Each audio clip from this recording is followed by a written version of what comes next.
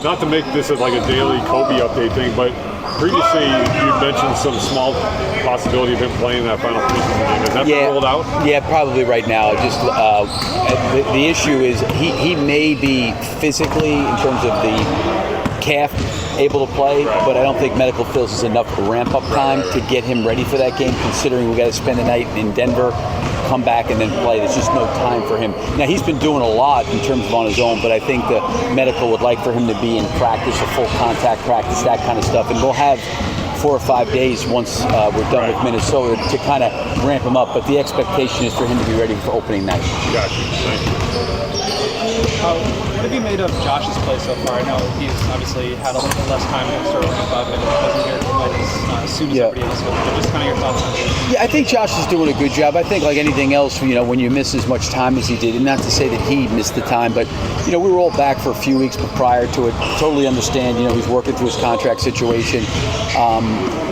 I don't know how much 5-on-5 he played. Josh loves to play. It's the one thing that's great about him. And I always think from, even if he's a little bit out of shape, he's always has really good endurance and stamina to push through things. I think he came back in good shape. I just think it was more the medical wanting to keep an eye, just because, we had these guys for almost 3 weeks where they were leading up to training camp, but we had pretty good intel of where they were at physically. Didn't have the same intel on Josh, but I think he's done a good job. I think he'll only continue to get better.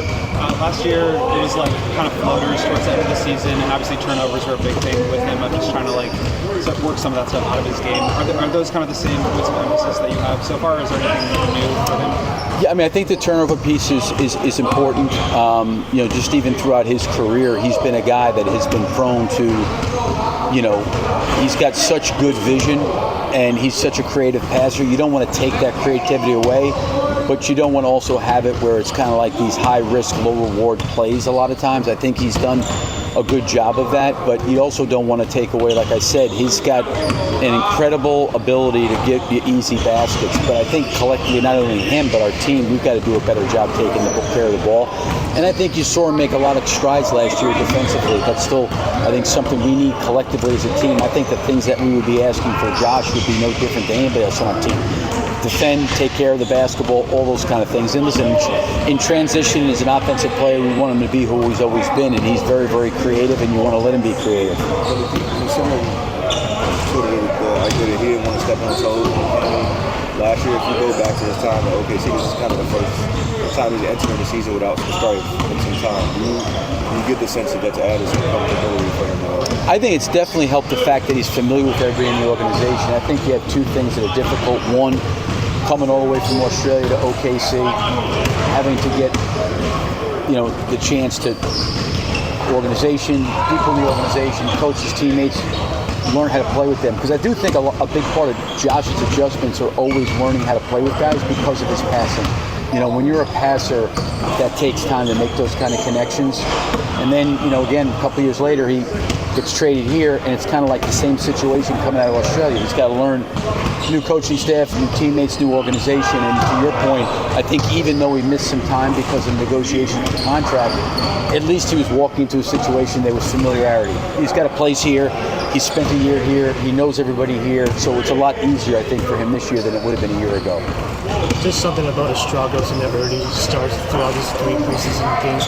Just wondering, what is your thought on this, and how did you approach that issue? With Josh, you mean? No, just for the whole team. What struggles are you talking about? The early starts. Yeah, I think that's a good point. I think one of the things we've talked about is trying to come out better. I didn't think it was quite as bad in the Milwaukee game, but, we've got to start better, as a group, and just try to keep talking about it as much as we can. But clearly, to your point, have started some games where we're playing from behind and trying to get back into the game.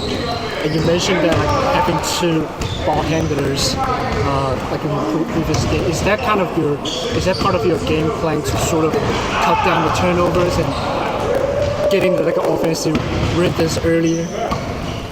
I think for our team, we're not necessarily a team that's going to play a lot of ISO one-on-one basketball. We need each other and rely on each other. And I do think when teams now picking up full court a lot more. I think having another handler or two out there is important to relieve some of that pressure where it's not the responsibility of just one player. And I think being able to have multiple handlers is just a good thing to have other guys that can bring the ball to the court. Were Kevin and Julian able to do anything today? I see Kevin shooting out there. Julian did not do anything. I don't believe it was non-contact. Herta went through all the non-contact stuff. I did rest Trey Jones, sat him out a little bit. He kind of jammed his foot a little bit. Nothing major. Expect him to play tomorrow. Kevin's feeling better. I think if I had to guess, and I'll find out more from medical, they wanted to see how he did in some of the moving and cutting today. I would say that I'm unsure about his availability tomorrow. Thank you. All right. All over it. You ready, Adam? Where you at kind of physically? You know, that first game, they held you out of the second half just because you hadn't played a lot of scrimmaging, but where you at kind of game shape-wise? Good. I feel good. I feel better and better each game, each practice. Obviously, it was a little delayed getting here and getting back into 5-5, but body's feeling good, feel healthy, so ready to start the season. Is there any part of like game conditioning that is missing right now, or you kind of feel? No, not really. I think nothing in terms of injuries or anything like that. More just conditioning part. But as I said, that's getting better and better with each game, and I'm feeling good and feel like I'll be completely ready to go game one. Where do you stand? I mean, obviously Coby hasn't been out, but you feel you have enough body of work with him over last season where when he returns, you can play with Trey, you can play with Coby. Definitely. I felt like with Coby, I felt like my best basketball came with him on the floor. And I feel like he feels the same because I feel like we complement each other really well. As the season went on, we grew kind of together and figured out how to play off one another. So, whether it's Coby, Trey, we got a lot of guards, Kev, Isaac. So we got a lot of guys, and that's kind of one of our strengths is our depth. So we want to try to utilize that as best we can with guys being out. But when Coby goes back, obviously it's a big part to what we do. So I feel like that'll be picked up right where it left off. How much more of a comfort level do you have entering this season as opposed to last season, where you're entering a new situation, new team, you have chemistry with basically everybody on the roster now? Yeah, obviously a lot more comfortable. To get a year under your belt, you feel more at home and at ease with your role and how you fit into the team and the system. And as I said, this time last year was a massive difference for me in terms of confidence and how I felt I fit within the team. So now I'm comfortable, a year under my belt, so ready to go. Was your offseason any different, just like with the contract stuff, not being able to be here? Was that different than previous offseasons for you? Not really. I think the only thing that was a little different early on was the 5-on-5 stuff. Just, you obviously don't want to get injured, in the midst of the kind of contract negotiation. But as the summer went on, I was, started playing more and more. So that was probably the only difference early. But other than that, it was just as any other summer. We were just talking to Billy about like the possession battle being kind of a big deal for you guys this year. Obviously, with you being like a very daring and creative passer, there's going to be turnovers. But for you, what's the balance of like trying to play fast, trying to take care of the ball, but also still being yourself and taking those kind of plays? Yeah, it's tough.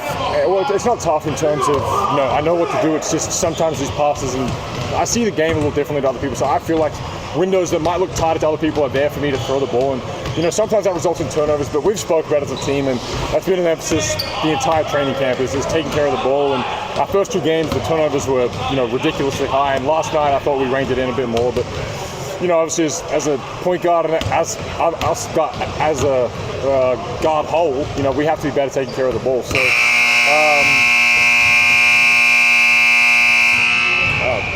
But to answer your question, I think just being understanding the game flow. If we need to get a good shot coming down, getting through an offense. But if we're in transition, there's going to be times where turnovers going to happen. It's part of the game, but just trying to rein them in and keep them to as low a number as possible. I don't think you had any last night. Obviously, the first couple games, there were more. Is it the kind of thing where like they can kind of snowball and like once you have one or two, you can kind of add to those, or on games like last night where you just don't have any, it's like easier to kind of take care of things? Yeah, I guess each game is different because each defense is different, and Cleveland was probably an outlier. They switch everything, they're long, so it's difficult trying to make things happen against a different team like Milwaukee who don't switch a lot. They play coverage with Giannis and Turner, so maybe the defense has an impact on that, but a lot of it's just as a guard being strong with the ball, taking care of it, not making careless plays, and I think the turnovers will slowly start to come back down. The more we secure with the ball. Are there like specific instances? Sorry, last one of this. Like specific instances within the flow of the game where you feel like these are maybe moments where I'm more turnover prone compared to I think when you're feeling good, that's probably the big one, because you feel like you're invincible out there and you can make anything happen. But as I said, it's just understanding game flow. If we've had a couple possessions where we've got bad shots or we're turning the ball over, it's just about getting us a good one, and that's kind of my job to slow us down, settle the offense. But obviously, as with how fast we play, turnovers are gonna be a byproduct of that. But it's just about controlling them, trying to eliminate the careless stuff, but at the same time, you don't want to take guys' aggression away from them and take that back. So you got to have a good balance of being on the front foot, but also taking care of the ball. On media day, he was just saying that he's okay with the outside expectations of him being. They know him and he wants to be coached harder. Have you kind of gotten a sense of that attitude since you come back around? Definitely, and I'm very close to him, so we spend a lot of time around each other, and you definitely get that feeling. And he's had a hell of a summer in terms of working on his body, his game, and he came back from day one when I saw him, just a much more confident kid. And he's still so early in his career. He's got a lot of growing to do. Having to guard Giannis last night, part of his growth, and I think he's doing an awesome job both sides of the ball taking on those challenges. So I saw it from day one when I first got back here, how confident he is and how good of a summer he had. And you've been around a handful of stars by now. Do you feel like he possesses any of those qualities or traits? Oh, definitely. I think the work ethic and how badly he wants it is the big one. And you guys kind of hear it when you talk to him and when he talks to the media. Kind of expresses it himself, but the way he plays, and you can tell the way he's coached. His rookie year, Billy was on him. Billy was hard, and not once did Martis ever complain or waver from that coaching. And you got to give him credit for that, because as a rookie, it can be easy to be deflated when coaches get on you. But credit to him, because he never took it the wrong way, never took anything personally. He loves being coached hard, and I think that's why a lot of people are starting to see the type of player that he can be in this league. You're talking about some early struggle starts. So, as one of the starters, how did you try to approach that issue, and what could be done better in the future? It's a good question. I think a lot of our starts, I think, have been slow, and it was kind of an issue last year for a little bit. And I don't know exactly what it is or how to hit it on the head, but a lot of it's just coming out throwing the first punch. Metaphorically, I think you want to be able to set the games and dictate them on your terms. You don't want to be playing on the back foot the whole night and then you're chasing a lead, and that's kind of how we've started the last 3 preseason games. So it's up to the first 5 that are out there to get us off to the right start, and what we have to do that we'll figure out. But it's definitely an area we have to clean up. You've always prided yourself on rebounding. You've got positional size. Do you ever set statistical goals in terms of rebounding? Yeah. No, I never have. As you said, I love rebounding just because it can start the fast break. But no, I've never looked at it that way. Got it. Thank you, man. Have fun.